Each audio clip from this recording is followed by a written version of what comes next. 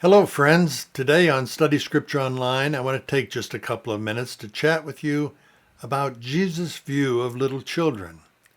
In Matthew 18, two major challenges are presented to us. First, we must become like little children spiritually.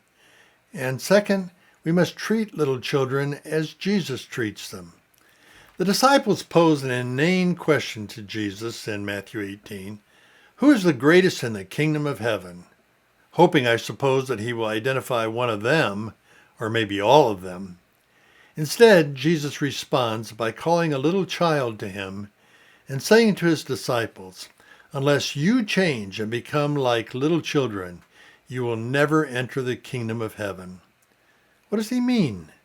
What is it about little children that makes them spiritually exemplary?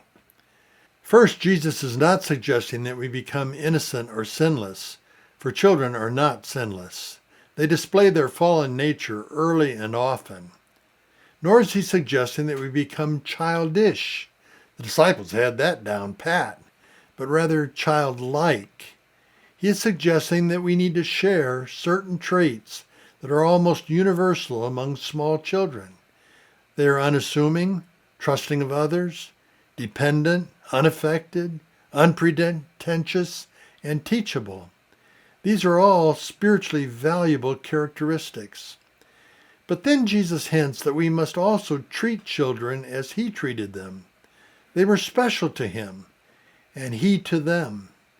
In the next verse, Jesus says, "Whoever welcomes a little child like this in my name welcomes me." How do we fulfill this responsibility? Well, we welcome children by learning their names, by providing for their spiritual nurture, by including them in our worship, and by speaking encouragement to them. Wes Stafford writes, "A life can be launched with as little as a single phrase, an uplifting word, or an act of kindness. The spirit of a little child is a lot like wet cement. When a child is young, it takes little effort to make an impression that can last a lifetime." We can all think back to our own childhood and remember the teacher or parent or coach or neighbor who was exceptionally kind to us and launched us on the pathway to adulthood. Unfortunately, by the same token, many can remember an adult who almost destroyed them through neglect or criticism or something worse.